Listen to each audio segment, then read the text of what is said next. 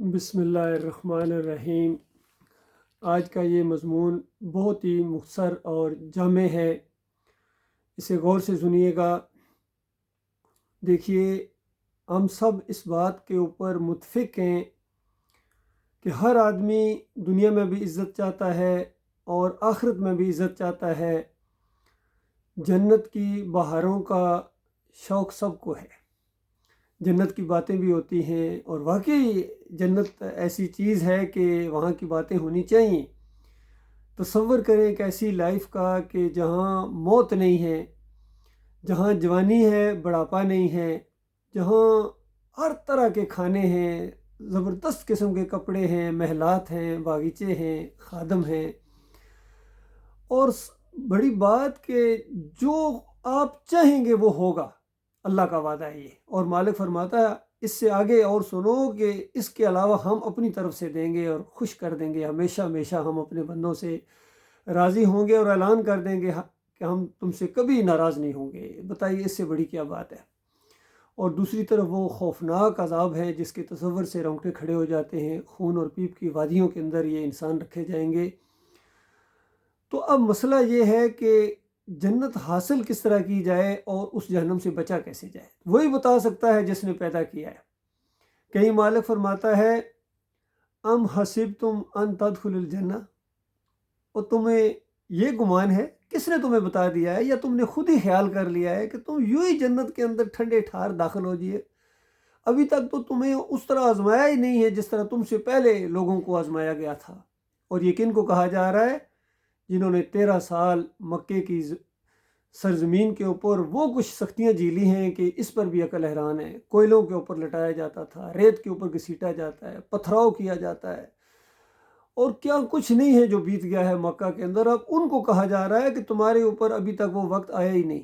جو تم سے پہلے ایمانداروں کے اوپر آیا تھا۔ اور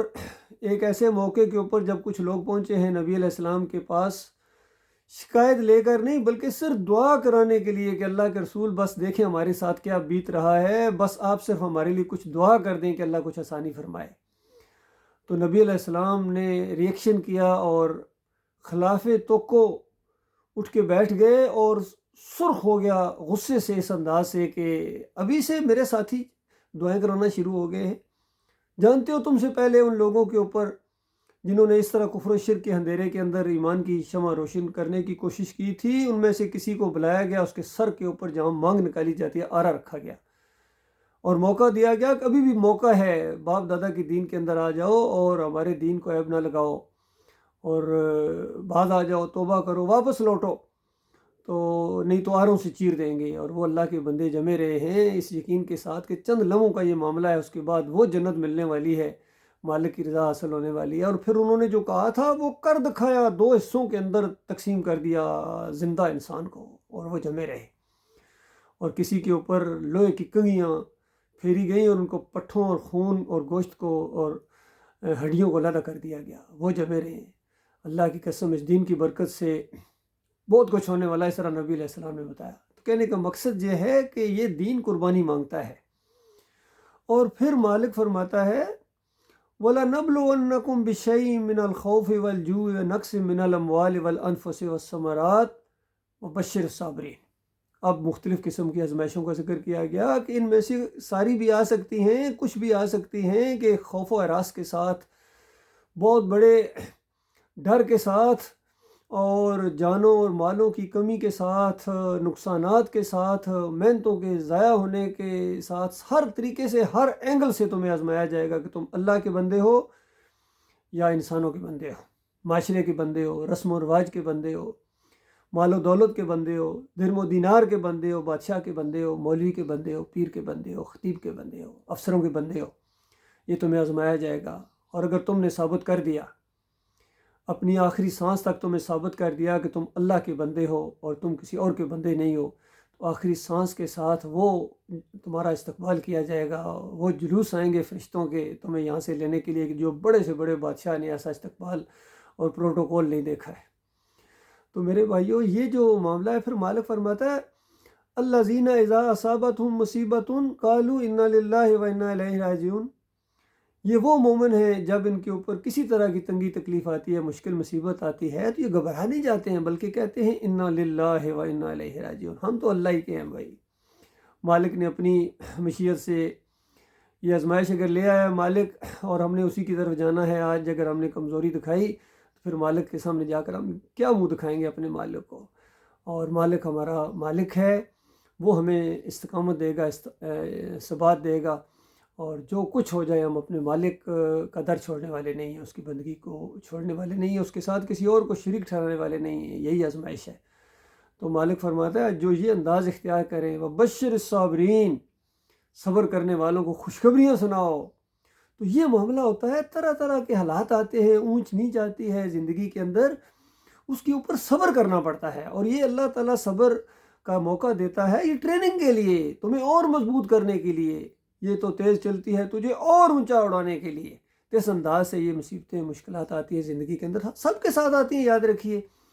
جو تھوڑے دلے ہوتے ہیں، بے صبرے ہوتے ہیں، وہ ہتھیار ڈال دیتے ہیں شیطان کے آگے، اور جو صبر والے ہوتے ہیں ان کو اللہ تعالیٰ آزمائش کے بعد، پھر اس کے بعد تنگی کے بعد آسانی بھی لاتا ہے مالک، خوشیاں بھی لاتا ہے، اندھیری رات کے بعد پھر صبح بھی پھوٹتی ہے، پھر اس طرح خوشخبریاں آتی ہیں۔ فبشر الصابرین، مالک فرماتا ہے صبر کرنے والوں کو، یعنی دنیا میں بھی اللہ تعالیٰ ان کو عزت دے گا، جماؤ دے گا اور فتح نصیب کرے گا۔ دنیا میں بھی وہ معاملات ہو سکتے ہیں، لیکن اصلی معاملہ یہ ہے کہ وہ جنتوں کی وہ بہاروں کے اندر وہ جائیں گے، اور وہاں ہمیشہ ہمیشہ وہاں رہیں گے، انبیاء کے ساتھ ان کی ملاقاتیں ہوں گی، صدیقین شہداء کے ساتھ ان کا اٹھنا بیٹھنا ہوگا، اس طرح خواتین کی ملاقاتیں ہوں گی امہات المومنین کے ساتھ اور نیک لوگوں کے ساتھ، اور یہ سارا وہاں ایک ماحول ہوگا جنت کا، اللہ کے بندے وہاں جائیں گے ہمیشہ ہمیشہ کے لیے۔ تو یہ اللہ کے راستے میں جو صبر کرے، دیکھو کتنے لوگ ہیں وہ دنیا کی خاطر، اندازہ لگائیے، جمہوریت کی خاطر، وطن کی خاطر، قوم کی خاطر کتنی مصیبتیں اٹھا رہے ہیں۔ ان کو تو جنت تو نہیں ملے گی، ان کو وہ تو دنیا ملے گی، ان کو جو کچھ انہوں نے چاہا وہی ان کو مل جائے گا، لیکن جو اللہ کی خاطر کریں اس کے لیے بہترین نمونہ ہے آخری نبی محمد صلی اللہ علیہ وآلہ وسلم، اور آپ سے پہلے بھی تمام انبیاء نے بڑی مشکلات کاٹی ہیں۔ ایک ایک نبی کی واقعات اگر پڑھیں سنیں تو عقل حیران ہو جاتی ہے۔ ابراہیم علیہ السلام کے واقعات ہیں، نوح علیہ السلام کا 950 سال وہ صبر کی زندگی، اور ابراہیم علیہ السلام، اسماعیل علیہ السلام، اسحاق علیہ السلام، پھر یعقوب علیہ السلام کی زندگی دیکھیے، یوسف علیہ السلام کی زندگی دیکھیے، 2 پیغمبروں کی زندگی کا واقعہ سورہ یوسف کے اندر اللہ تعالیٰ نے بیان کیا، کس طرح صبر کے ساتھ زندگی بسر کرتے رہے، اپنے مالک اور خالق کے علاوہ کسی اور کو نہیں پکارتے تھے، کسی اور کے سامنے رکوع اور سجدہ نہیں کرتے تھے، اور جب مالک نے پریشانیوں کا دور ختم کیا، خوشیوں کا دور آیا، وَخَرُّوا لَهُ سُجَّدًا، سارے کے سارے پورا خاندان اللہ کے سامنے سجدہ ریز ہو گیا، اور شکر گزاری کا یہ سجدہ تھا۔ تو یہی مومن کا انداز ہونا چاہیے کہ مشکل مصیبت کے اندر وہ صبر کرے، اور اچھے حالات آئیں تو شکر کرے اپنے مالک کا۔ بس صرف 2 ہی پیپر نہ سمجھ لیجیے، صبر کا اور شکر کا، جو اس وقت پورا اترا ہے وہ اللہ کے ہاں کامیاب ہے۔ اور باقی یہ جو دنیا کی خاطر کر رہے ہیں، جیلیں بھی کھاٹ رہے ہیں جمہوریت کی وجہ سے، قوم کی وجہ سے، ان کو دنیا ملے یا نہ ملے آخرت ان کو نہیں مل سکتی ہے، پھر دنیا کی خاطر ان کو کتنا شرک بھی کرنا پڑتا ہے، مزاروں کے سامنے سجدے کرتے ہیں، غیر اللہ کی نظر و نیاز کھاتے ہیں، نعرے لگاتے ہیں یا علی مدد کے، یا رسول مدد کے، یا غوث مدد کے، اور ان کے نام کی نیازیں، کوئی 11ویں کھا رہا ہے، کوئی 12ویں کھا رہا ہے، کوئی 10 محرم کے شربت پی رہا ہے، کوئی گھوڑے کی پوجا کر رہا ہے، کوئی امام زامن باندھ رہا ہے، کوئی تعویذ باندھے ہوئے، سب لگے ہوئے ہیں ایک نہ ایک شرک کے رکھوالے، اور پہچان گئے ہیں کہ قوم چونکہ شرک کرتی ہے، انہی کو خوش کرنے کے لیے سب کچھ کرتے ہیں۔ اور مخلص مومنوں کو تو اللہ کا شکر گزار ہونا چاہیے، ہمیں اللہ تعالیٰ نے اپنے دین کے لیے چن لیا ہے، اپنے راستے میں اللہ تعالیٰ نے ڈال دیا ہے، اور اللہ تعالیٰ سے امید بھی ہے، اللہ تعالیٰ سے دعائیں بھی ہیں کہ مخلص اور باصلاحیت لوگوں کو ہمارا ساتھی بنائے گا، یہ دعوت آگے بڑھتی جائے گی انشاءاللہ۔ اور آخری اب دور ہے، اس کے بعد اب قیامت ہی ہے، اور قیامت سے پہلے یہ دین پوری زمین کے اوپر غالب ہوگا، اسلام، اور کوئی فرقہ بندی نہیں ہوگی، نہ بریلویت، نہ دیوبندیت، نہ اہل حدیثیت، نہ یہودیت، نہ نصرانیت، سب دین نیچے مغلوب ہو جائیں گے، گھٹنے ٹیک دیں گے انشاءاللہ، اللہ کی مدد سے۔ اللہ تعالیٰ غور و فکر کرنے کی توفیق عطا فرمائے۔